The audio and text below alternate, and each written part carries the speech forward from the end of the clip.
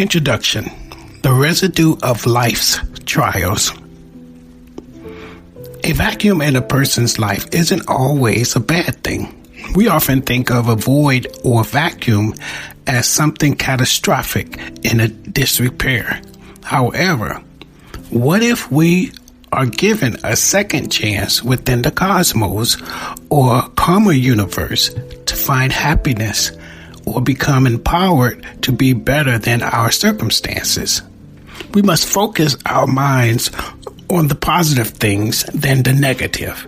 The negative aspects of the vacuum often precipitate pain and a sense of loss that begins to turn a person that was once ambitious and loving into a gradual reflection of their misery. Meaning, a person can see your emotions in your walk and talk. They can hear and feel the loss in the choices. For example, I want to use my life experience to bring the point closely into focus. When I was a little boy growing up on the west side of Chicago in the 70s and 80s, my home was often filled with people laughing and joy. Our cousins would come over or travel from New Orleans to spend the summer with my sisters and me. The summers were filled with playing outside and going to the local parks and church. The summers in Chicago were magical. You could feel the anticipation of the warm summer after the harsh and bitter cold winter, when the city lived up to its name as the Windy City. The temperature would drop to minus 10 degrees during January and February, with a wind chill factor of minus 25 to minus 30 degrees below zero. And the city's pulse was cold, angry, and unforgiving. Yet, the summer months would often soften the hearts and minds of the Chicagoans. Summers were a time of barbecues and going to the Lake Michigan lakefront. The laughter on the west side and the playfulness of the children were always priceless. However, within the summer days and the playful sounds of the children, a vacuum has occurred. Each of my friends whom I played with was living in a vacuum. Each of the homes was fatherless. Yes, the vacuum effect was alive and well within our community. Many of my friends were boys growing up in a fatherless home with only the mother, grandmother, and aunties to help raise us during the most critical ages of our lives. Many of us would seek out the commonality upon which we could form a bond or friendship. Unfortunately, that was the common denominator. Growing up in an environment that was 90% female was tough for a young boy. There were times when we would be all alone in the home with no one to play with us or ask questions relating to our body structure or psychology of what is acceptable and not acceptable for a boy to do. Many of us would form gangs or clubs to help us with the questions or actions. I can honestly say many of the conversations were not productive or prudent to our understanding because of the vacuum effect of not having a father to mentor and instruct us to become respectable and responsible with our choices. This free space was often filled with smooth-talking men who stood on the corner of the liquor stores or gangbangers trying to recruit us to join their gangs. And drugs were taboo then, so many of the drug pushers or drug users were clandestine. As I brought up, the void of not having a father in our lives leaves room for positive and negative influences. And the problem is that an excited young boy would always consider the glitz and glamour that is presented to them to follow. As a result, a lovely young boy of 10 who is fun-loving, happy, and respectful to his mother, who at 15 starts becoming disrespectful and demeaning, and the very person who labored and fought for them so harshly until the mother ultimately puts the child out of the house.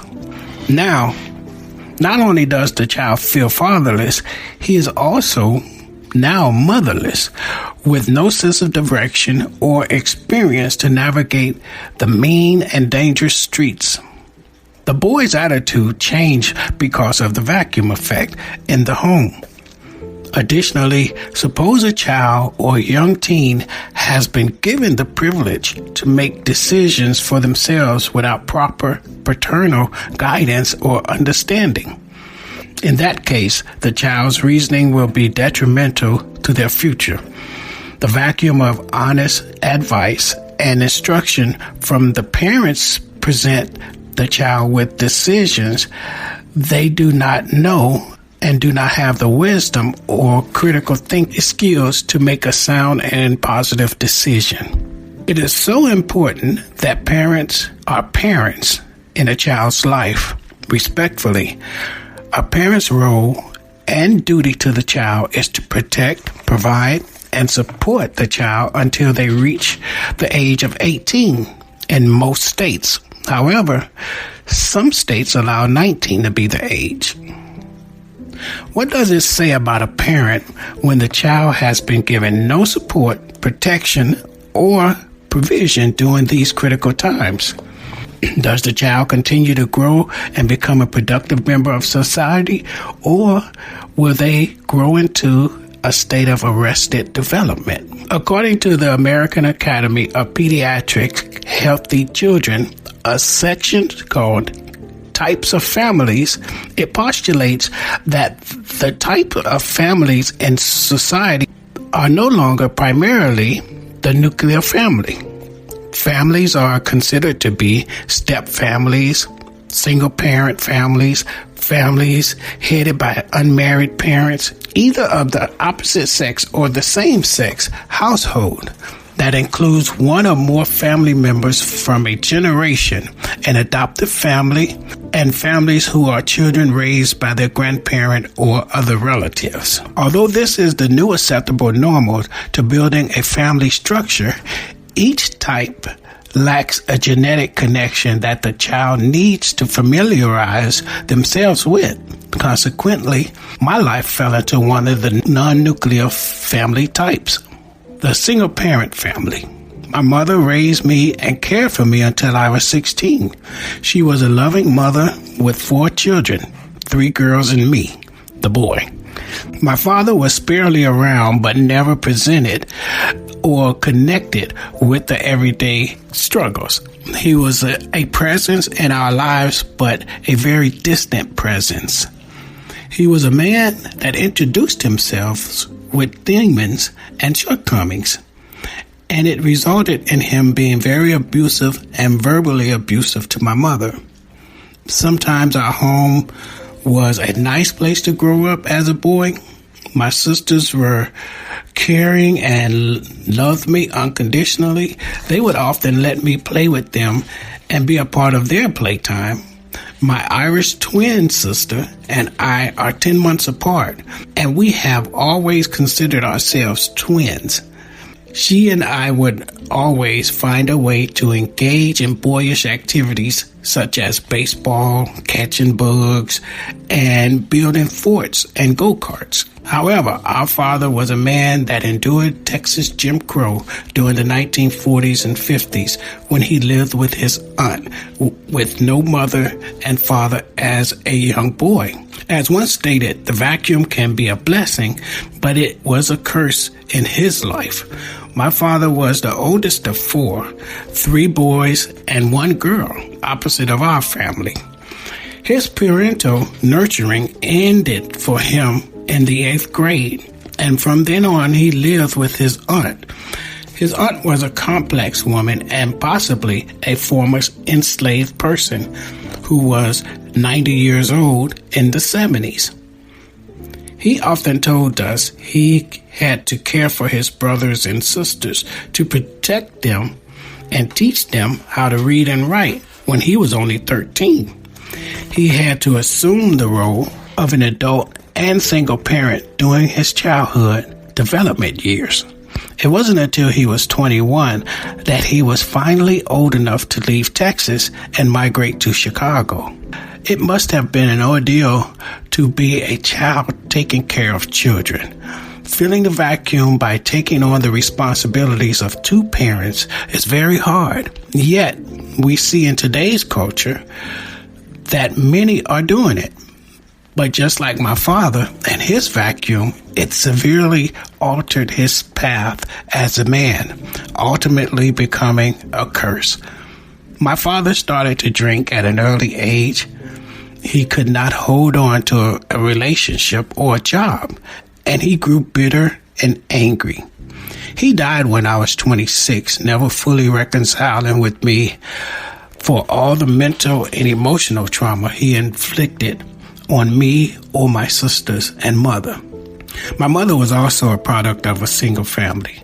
In contrast, her mother was a single parent growing up during the 1920s and 30s. My grandmother only had a third grade education. She, her sister, and her brothers grew up on a sugarcane plantation in Louisiana. My mother was born in the 40s and was an only child.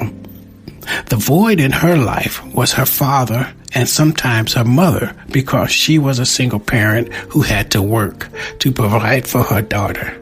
Just with my lineage alone, we see the vacuum effect constantly revealing itself in our lives from generation to generation.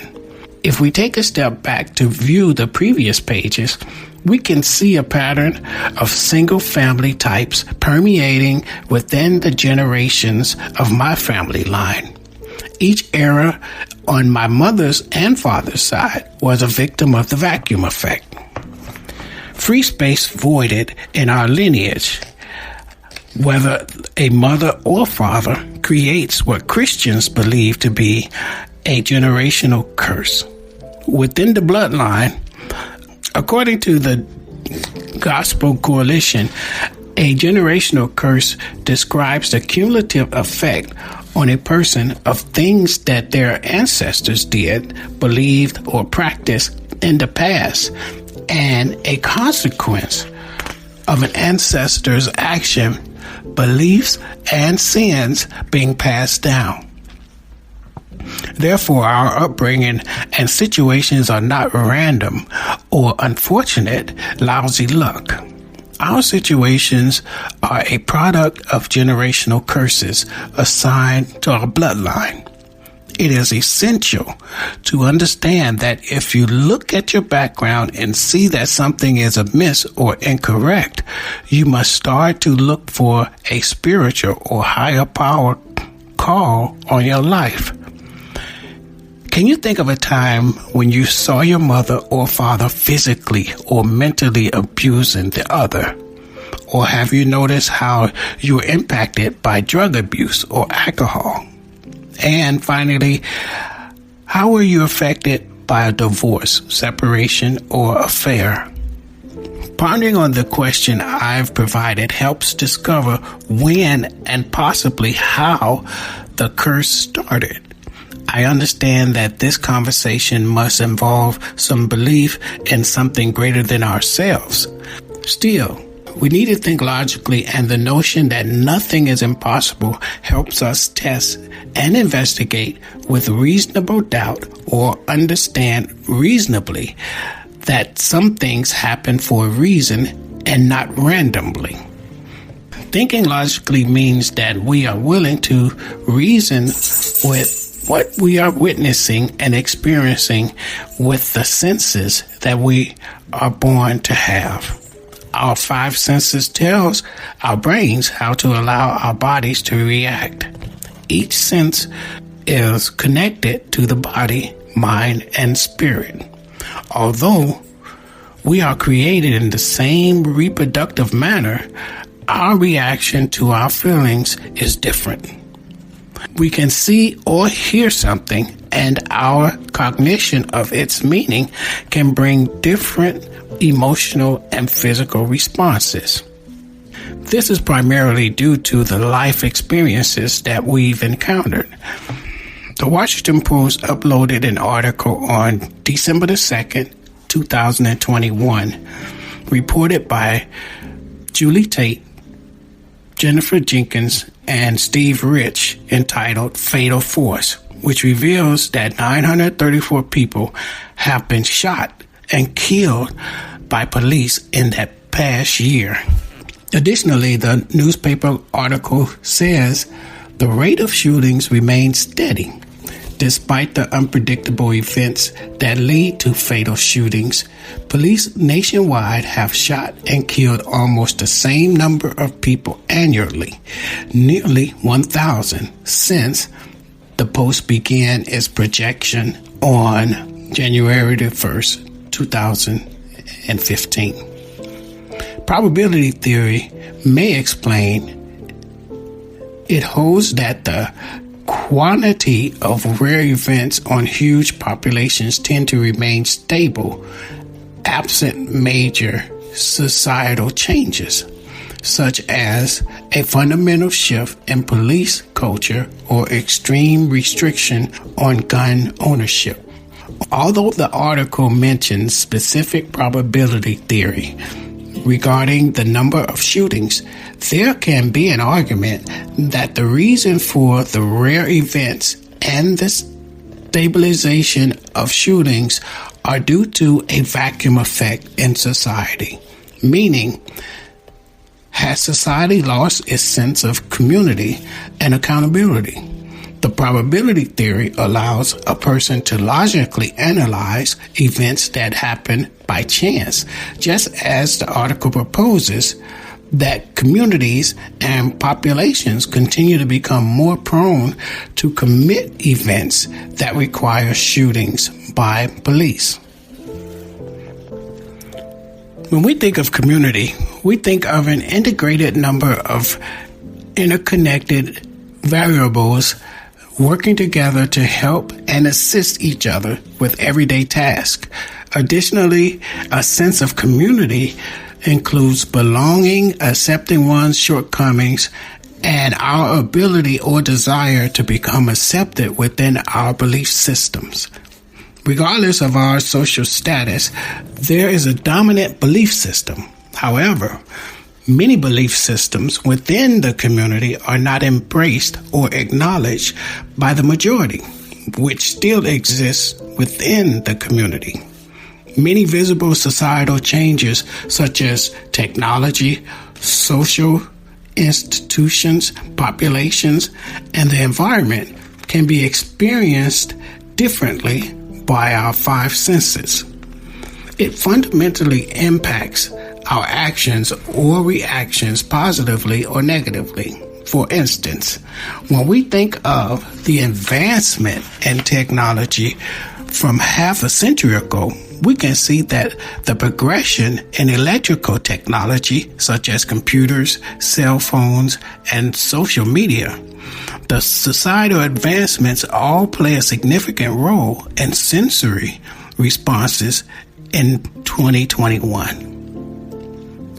50 years ago, as a young child, there were board games, playing outdoors, and spending time as a family building relationships.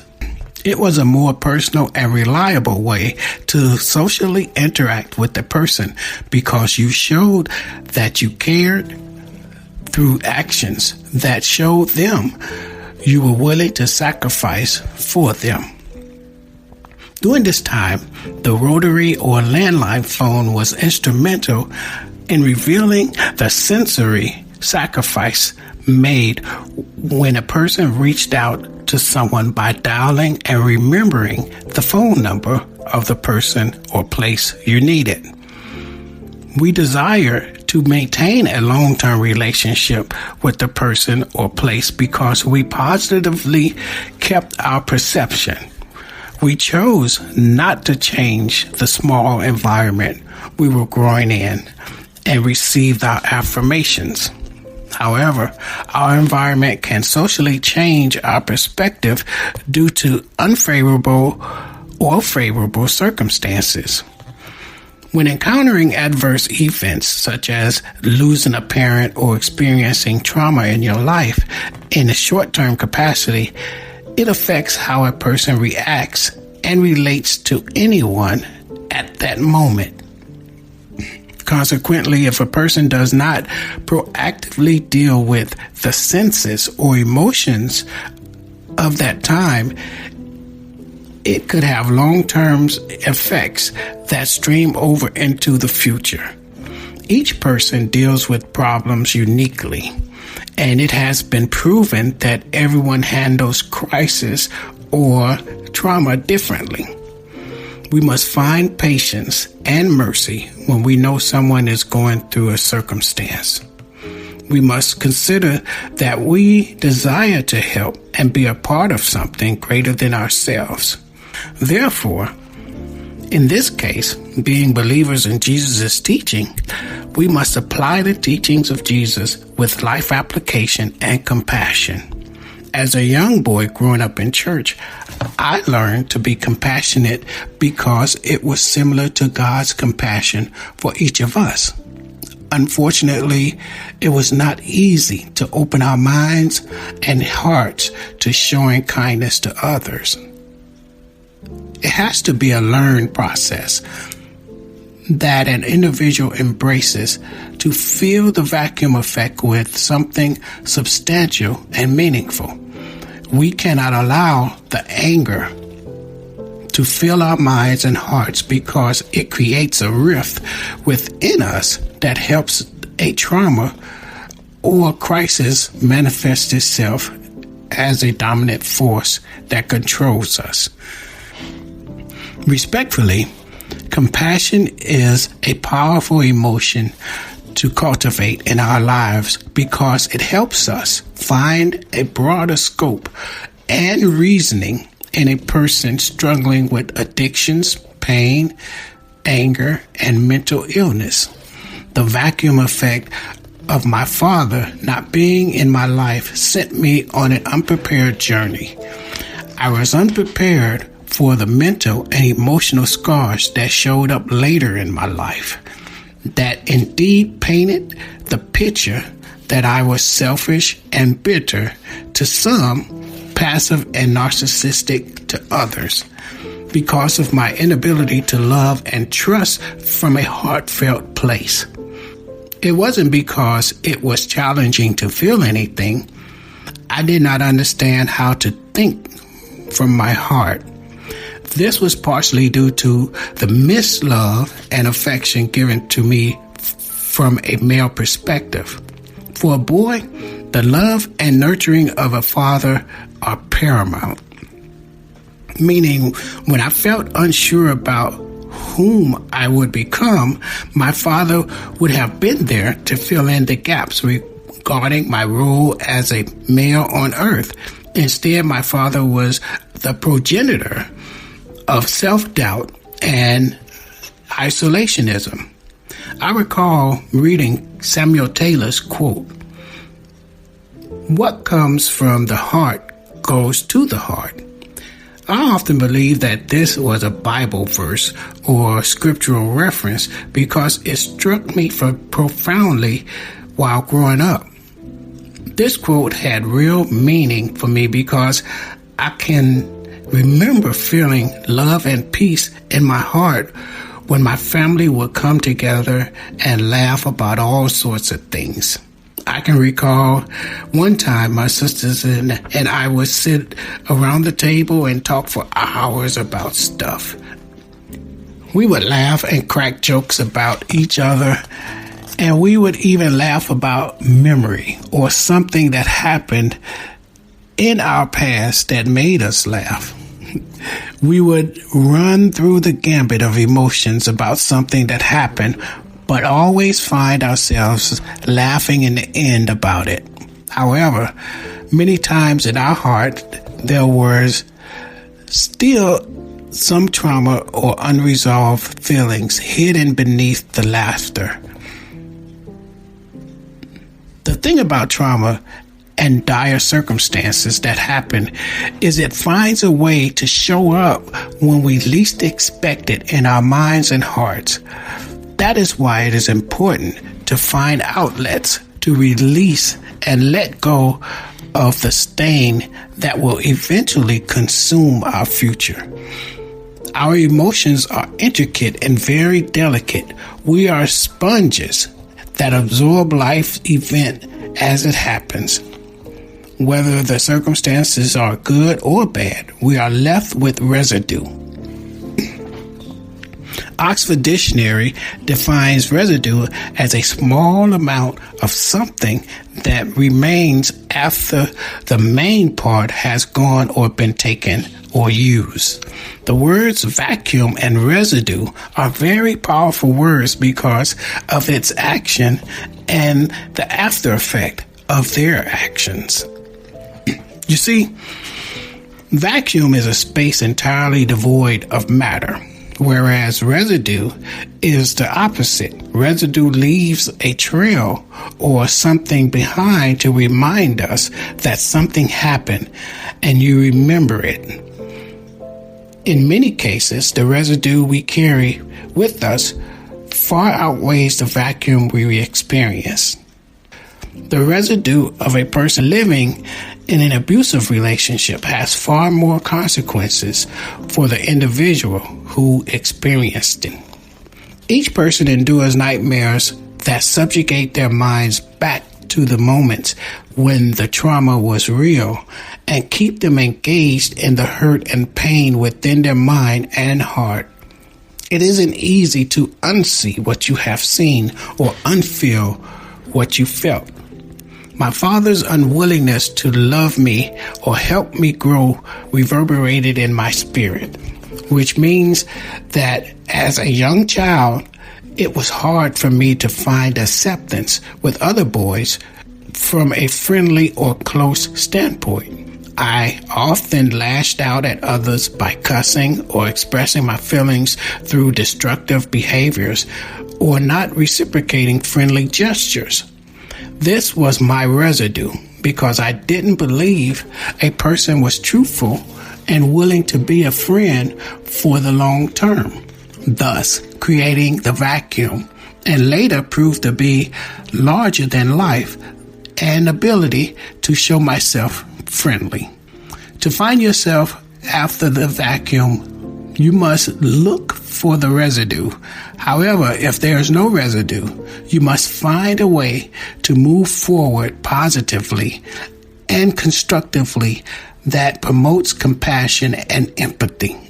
The vacuum effect can be powerful and unimaginable to withstand. Many believe that the vacuum is harmful because of the void, but the space gives us a chance to fill in the gaps with something that strengthens us through affirmations and compassion. Getting affirmation and love from a parent or a loved one is crucial to the growth and development of every individual. A vacuum effect can steal your affirmations of love to the point you begin to lose your ability to feel and care for one another. Consequently, the vacuum effect can be positive if we allow it to be. Therefore, when we experience something that traumatizes us, we must seek healing and find a way to lean on something during that time for healing and compassion.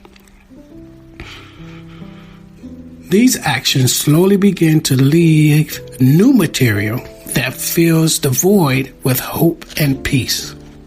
My first encounter with peace came when I was introduced to Jesus. I'm not adding this to proselytize anyone to my faith. I'm acknowledging that I would have been swallowed up in my vacuum of distrust, anger, and abandonment without a belief in something greater than my circumstances. My trauma has always been the misdirection of love and security from my parents. This was evident as I was a bedwetter up until the age of 12. I I know that medically and psychologically studies may say that bedwetting is not caused by trauma or other negative factors in the child's development.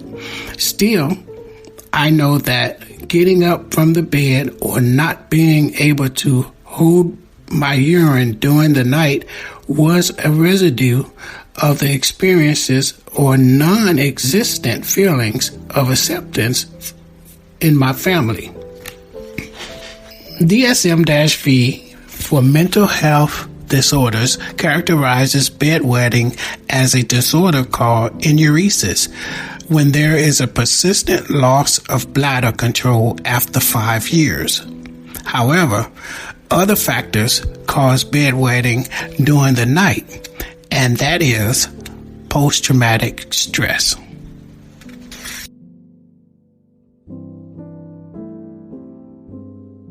Free space, the acceptable time.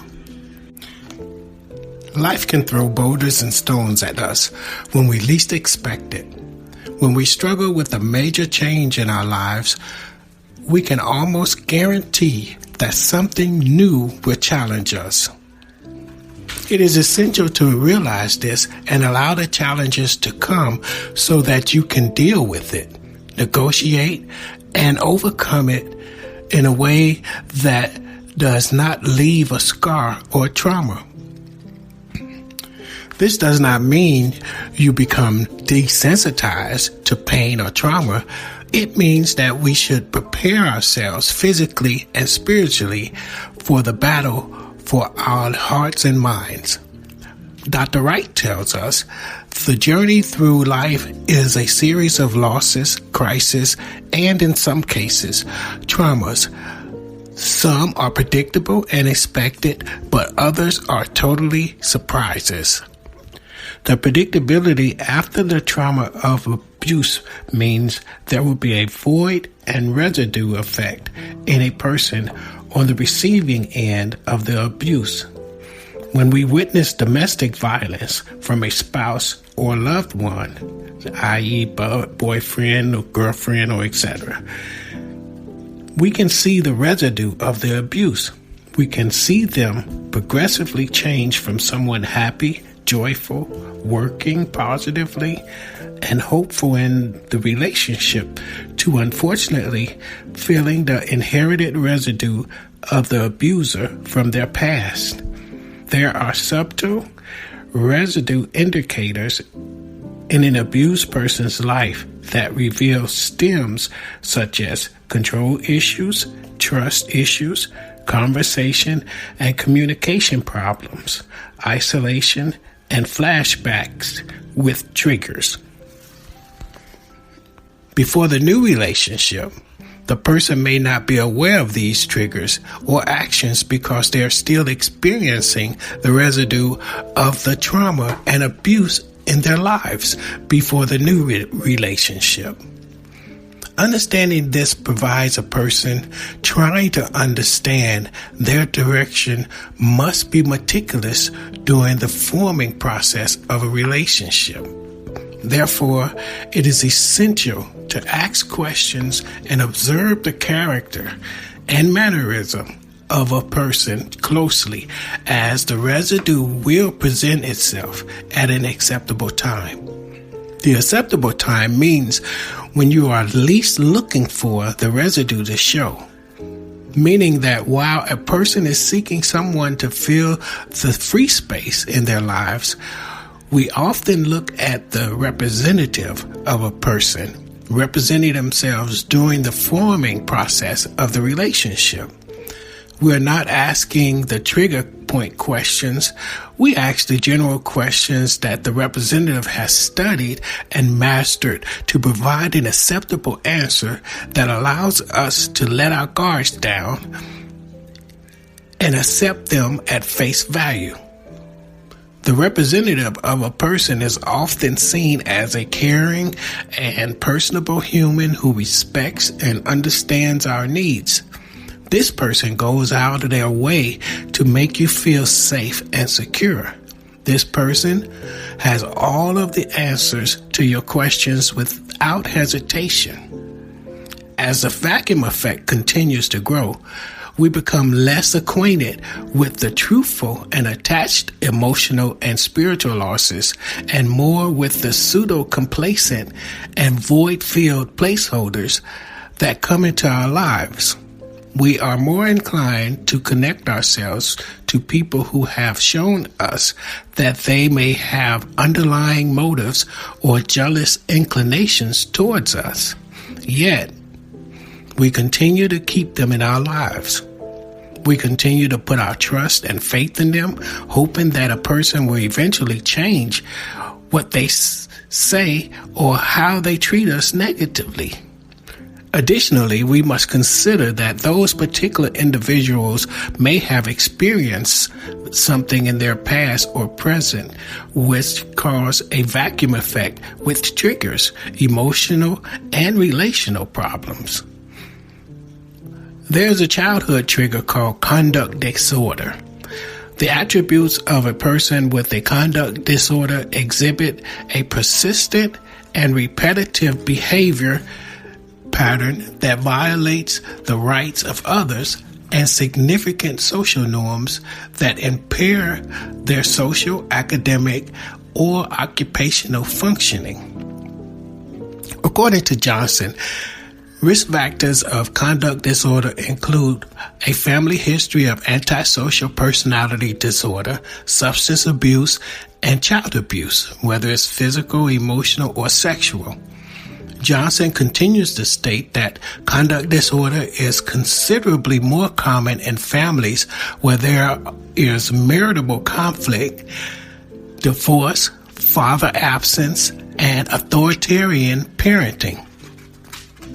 The vacuum effect in the home, as Johnson mentions, reveals that a person experiencing conduct disorder presents a Jekyll and Hyde persona with people close to them. They may present themselves in a way to show that they care and are a true friend, but if a trigger happens to them, they will instantly change to become their true identity of who they are. If you think back at a time in your life when you built a relationship with someone who first appeared to be someone you could trust and build a lasting relationship with, the person displayed all of the needful things emotionally and spiritually that you felt you needed from them. You were showered with compliments and said you stood out above anyone and everything in their lives. That person even swore never to hurt you or mistreat you. However, you will soon find yourself in emotional turmoil as the person's true character reveals itself. All of the lovely, kind compliments begin to stop. The words of anger and discouragement start to be part of the conversation. Many of these people have mastered the first impression of being a great person, but the person's true nature is soon presented. This person begins to dislike your dreams and ambitions and interjects their negative thoughts and feelings into your life. This person also becomes very competitive and self-centered. Additionally, they begin to want and need to be the center of attention or conversation among others. The person would have met and desired to have a lasting relationship has dramatically changed. You can overtly see these three common characteristics. 1, they exhibit an exaggerated sense of self-importance. 2, they begin to demand and to be admired by others. 3, and they no longer respect your opinion, nor are they able to empathize or see your perspective. According to Johnson, these are attributes of someone who are presenting a narcissistic personality disorder. The person you believe in having your best interests at heart turns out not to take you seriously or even desire to help you become a better person. This is partly due to their early upbringing or exposure to trauma in their past. The attempt to be your friend or build a relationship with you was built on falsities of camaraderie and equality. Other people you will meet who experience conduct disorder in their lives are people who experienced borderline personality disorder. Borderline personality disorder is hard to disseminate if you are not looking for the signs. Everyone is different and has these traits, and disorders will present itself differently. Johnson continues to say that people who present themselves with this will have a history of unstable interpersonal relationships and undefined self-image, chaotic emotional experiences, and notable impulsivity in more than one area. Some of the ways you can recognize this further are frantic efforts to avoid real and imagined abandonment. 2, a pattern of unstable and intense relationships. 3, persistently unstable sense of self. 4, impulsivity in at least 2 areas. 5, a pattern of self-harm or suicidal behavior. 6, chronic instability in emotions. 7, feelings of emptiness. And number 8, problems with intense anger. People in our lives are mostly aware that these emotions or actions are symptoms and therefore do not seek help or guidance with these illnesses. Consequently, many people have a history of intense and stormy relationships and a pattern of destructive bad behavior that includes going on binges, promiscuity, recklessness, and substance abuse.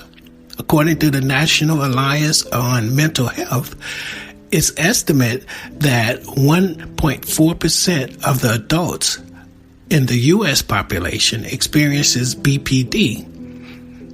Nearly 75% of people diagnosed with BPD / borderline personality disorder are women.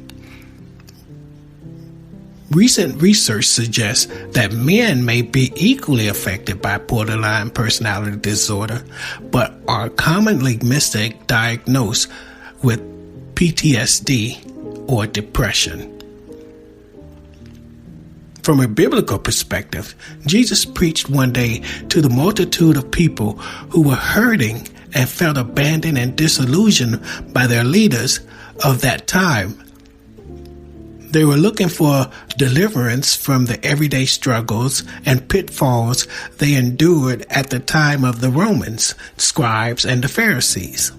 Jesus taught love, grace, and peace during the first sermon on the Sermon on the Mount of Olives. His teachings express many things related to the Old Testament laws and the commandments.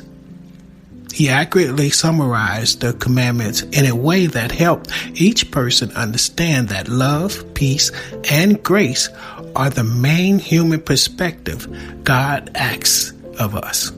Therefore, when Jesus tells the people, ask and it will be given to you, seek and you will find, knock and the door will be open to you.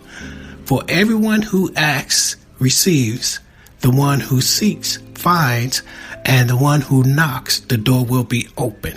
It's found in Matthew 7th chapter, 7th through the 8th verse. We must be willing to ask the tough questions while building a relationship, whether it's platonic or intimate, with people we meet for the first time. When we fail to ask questions about a person's past, present, parents, home life, and history, we set ourselves up to be disappointed.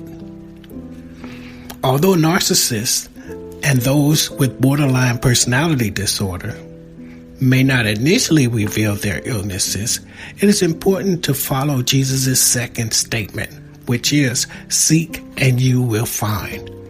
This is equally important because we are asking the right questions and looking for the signs of historical trauma or patterns of conduct disorder.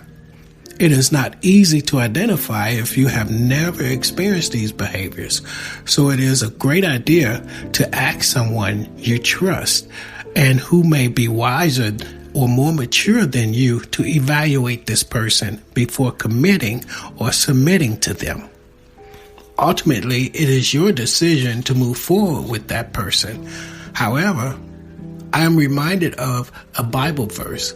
If any of you lack wisdom, let him ask of God, who gives to all liberally and without reproach, and it will be given to him. But let him ask in faith with no doubting, for he who doubts is like a wave of the sea, driven and tossed by the wind. That's found in James, the 1st chapter, 5th and the 6th verse. Often God speaks to us and warns us of people, places, and things that may harm us. If we know God's voice and are in tune to his spirit, we quickly discern deception or people assigned to harm us.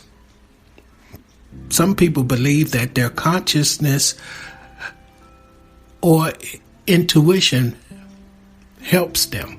Contrarily, it is the voice of God trying to warn you to avoid and run from a person and situation as quickly as possible.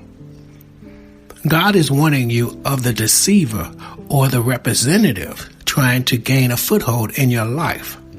Some of the attributes of a representative are customarily seen as self-confidence and happiness. I'm reminded of a biblical text that talks about Jesus' analogy of the Pharisee when he met them on occasions and strongly rebuked them as hypocrites because they were not presenting to the public who they really were. Jesus told them, "Woe to you, scribes and Pharisees, hypocrites! For you cleanse the outside of the cup and dish, but inside they are full of extortion and self-indulgence." That's found in Matthew, the 23rd chapter, 25th verse. The Pharisees and the scribes were considered holy people who upheld the will of God and walked according to the laws of Moses, which were given to him by God. They were raised and chosen as examples of morality and civility to others, particularly the Jewish nation. However, many of them used their position in society to fleece and control the hearts and emotions of the people through subjugation and manipulation of the laws and the overall plan for their lives.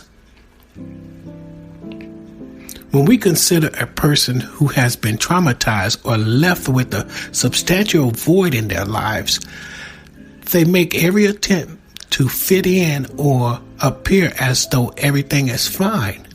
Jesus revealed to the scribes and Pharisees that they were hypocritical in their presentation to others. A hypocrite is someone who pretends to be what they are not, one who pretends to be better than is really so, or to be pious, virtuous, and without really being so. Also, the word hypocrite is rooted in the Greek word hypocrates, which means stage actor, pretender, or dissembler. The vacuum effect of needing to fill the free space allows a person to see with the rose-colored lens. The acceptable time becomes the tolerable time for the person because we believe that we can help bring out the potential or groom a person into the person we may desire for them to be. When you first meet a person, you see what is known as the representative, the stage actor of the real person. This representative have all of the charisma, verbiage, and patience to match the vacuum you seek and desire. When we lack wisdom and maturity, or vigorously seek companionship and escape a situation, we are more likely to fall into a physical trap that will eventually drain us spiritually and emotionally. That's why Matthew 7, chapter 7 and 8 verse is so important to remember. Ask, seek, and knock.